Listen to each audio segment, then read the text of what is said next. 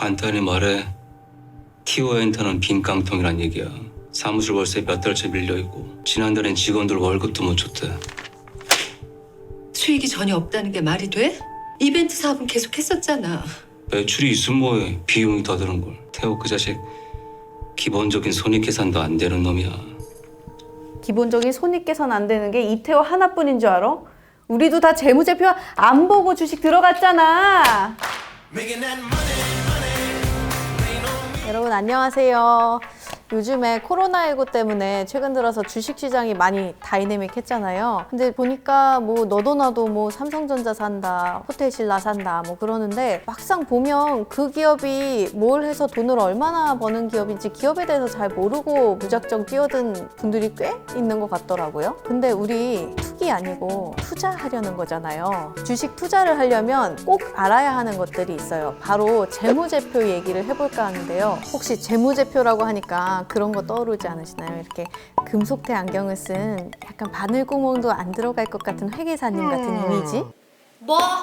근데 우리가 어느 기업에 투자를 하려면 그 회사가 돈을 잘 버는지 알아야 되잖아요. 돈을 잘 벌더라도 비용을 엄청 많이 쓰는 회사라서 남는 게 없을 수도 있고 또 빚이 엄청 많은 회사라서 안정적이지 않을 수도 있고 이런 걸 다 확인해 볼 수 있는 게 바로 재무제표예요. 한마디로 기업이 숫자로 쓴 자기소개서라고 생각하면 돼요. 재무제표는 크게 5가지로 구성되는데 우리 지금 뭐 회계사 시험 준비하자는 거 아니잖아요. 그러니까 크게 2가지만. 하나는 너 재산이 얼마니?를 볼 수 있는 재무상태표, 또 하나는 너 요즘 얼마나 버니?를 알 수 있는 손익계산서. 이 2가지만 한번 살펴보기로 해요. 집중!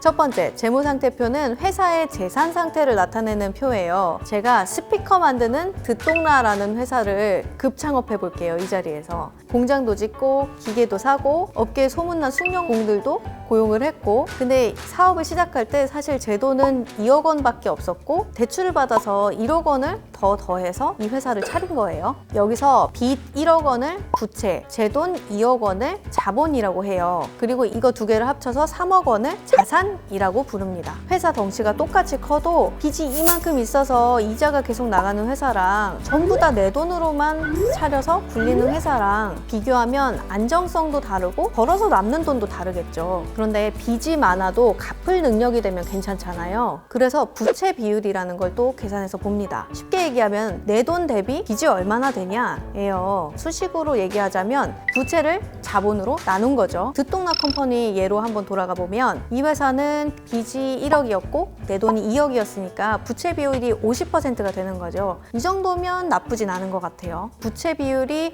한 200%가 넘진 않아야 안정적이다라고들 많이 얘기해요. 아니 재무제표 그런데 어떻게 생긴 건지도 저는 모르는데요. 그거 어디서 찾아볼 수 있는 거예요? 요게 또 보는 데가 있습니다. 금융감독원에서 공시 올리는 사이트가 있거든요.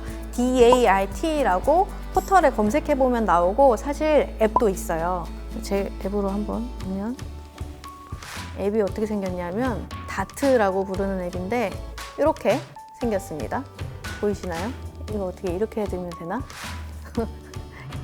이렇게 생긴 앱인데 여기에 회사명을 넣는 칸이 있어요. 여기에 제가 삼성전자를 한번 넣어볼게요. 이 중에서 사업보고서라고 1년에 한번 나오는 게 있고 아니면 뭐 반기보고서, 분기보고서라고 돼 있는 것들이 있을 거예요. 이걸 누르면 사업보고서가 뜨는데 그 중에서 재무에 관한 사항, 그 항목을 눌러보면 재무제표가 뜹니다. 이게 연결이랑 연결 아닌 게 있는데 연결은 쉽게 말하면 자회사가 있잖아요. 자회사 실적까지 다 합해서 연결해서 만든 게 연결 재무제표니까 우리는 연결로 한번 보려고 해요. 막상 재무제표를 열어보면 막막할 수 있어요. 내 통장에서 본 적 없는 엄청 큰 금액이 들어있거든. 그리고 막 숫자도 너무 많고 그래도 겁먹지 마세요. 먼저 재무상태표는 일정한 시점에 재산 상태를 나타내는 표라고 했잖아요. 그리고 부채와 자본의 합계가 자산이라고 아까 설명했죠. 정말 그런지 한번 확인해 볼까요? 이게 단위가 너무 크니까 그냥 조 단위로만 한번 설명을 해볼게요. 부채는 89조 몇천억 원 정도 되네요. 그리고 자본 총계가 262조 몇천억 원 정도 되고요. 2개를 합하면 352조가 좀 넘는 것 같아요. 정말 자산이랑 이 숫자가 맞는지 한번 볼까요? 어디 보자. 자산 총계 352조 몇천억 원 맞네요. 그러면 아까 말한 부채 비율은 얼마나 될까요? 삼성전자 부채 비율이 얼마나 되는지 한번 계산을 해볼게요. 사실은 저는 미리 계산을 해놨어요. 34% 정도 되네요. 아까 부채 비율이 어느 정도의 안정적이냐 했을 때 200% 얘기했잖아요. 비교해보면 삼성전자는 34%니까 굉장히 낮죠, 이거보다는. 그러니까 안정적이라고 볼 수 있을 것 같아요. 알겠어요. 두 번째로 그 회사는 얼마나 잘 나가는 회사니 요즘 얼마나 번다니를 알 수 있는 손익계산서를 한번 보도록 하죠. 회사가 과거에 얼마나 벌었나를 한번 보려고 하는 건데요. 얼마나 많이 벌었는지도 중요한데 얼마나 많이 남겼는지가 더 중요해요. 다시 듣동락 컴퍼니 얘기를 한번 해볼게요. 듣동락 컴퍼니가 세계 1위 할 만큼 스피커를 잘 만드는 회사가 된 거예요. 뭐 당연할 수도 있죠. 최고의 우리 숙련공들이 있고 그리고 세계 최고의 반도체를 아주 비싼 값에 사와서 탑재도 했어요. AI 스피커를 만들겠다고. 광고도 아주 탑스타들을 동원해가지고 여러 편을 찍어서 여기저기 막 광고를 틀고 아주 세계의 그 소비자들이 이 듣동락 스피커에 열광을 해요. 막 팔려.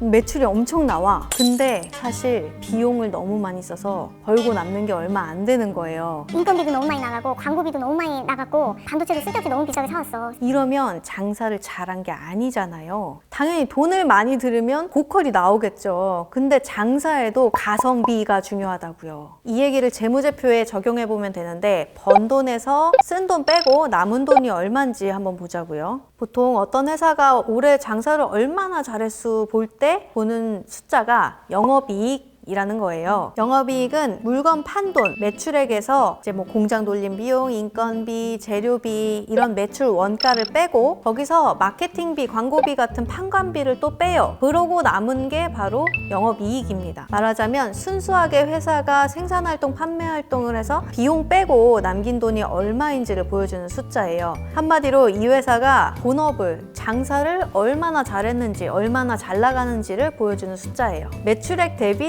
영업이익이 얼마나 되나를 영업이익률이라는 걸로 또 계산해서 보거든요. 이게 말하자면 장사 마진이라고나 할까요? 영업이익률이 높을수록 가성비 높게 장사를 잘했다고 보면 되는데 이 영업이익률이 한 10% 이상이 되면 그래도 장사 괜찮게 했네 이렇게 본다고 해요. 아무래도 영업이익이 꾸준히 잘 나오는 회사가 앞으로도 성실하게 본업에 충실해서 돈을 열심히 잘 벌 가능성이 크다고 볼 수 있겠죠. 그러면 우리 다시 아까 봤던 삼성전자 재무제표를 한번 같이 볼까요?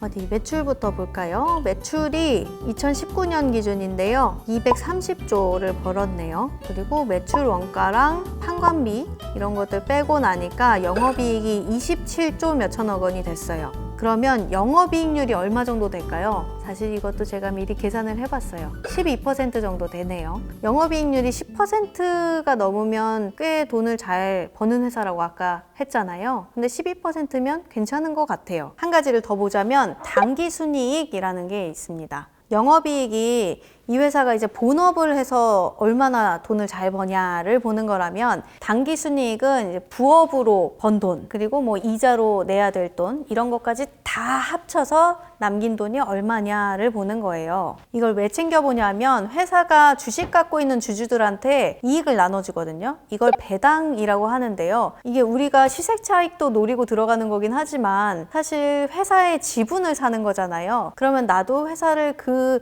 주식 갖고 있는 지분만큼 소유한 사람이니까 회사가 영업해서 번 돈을 주주님들한테 나눠주는 거예요. 이 주식 지분만큼 우리가 소유권을 갖고 있는 거잖아요. 이 배당이 당기순이익을 기준으로 몇 % 이렇게 정해지기 때문에 주주 입장에서 제일 중요한 이익이라고 할 수도 있어요. 다시 듣동락 컴퍼니 얘기를 한번 해볼게요. 듣동락 컴퍼니가 사실 공장을 하나 더 지으려고 땅을 좀 사둔 게 있었어요. 근데 거기에 뭐 신도시가 들어온다고 하고 뭐 GTX가 들어온다고 하고 호재가 있어요. 땅값이 많이 오른 거예요. 그래서 그 땅을 그냥 팔아야겠다 하고 시세 차익을 남기고 땅을 좀 판 게 있어요. 이건 스피커 팔아서 번 돈이랑은 상관이 없지만 어쨌든 우리 회사 수익이긴 수익이잖아요. 그리고 아까 빚이 1억 있다고 했잖아요. 그것도 사실 이자 내야 되는 빚이라서 이자도 꼬박꼬박 내야 돼요. 그리고 또 회사가 돈을 벌면 법인세를 또 내야 되잖아요. 세금 낼 돈도 빼놓고 당기순이익은 이런 걸 다 빼고 더해서 계산한 이익이에요.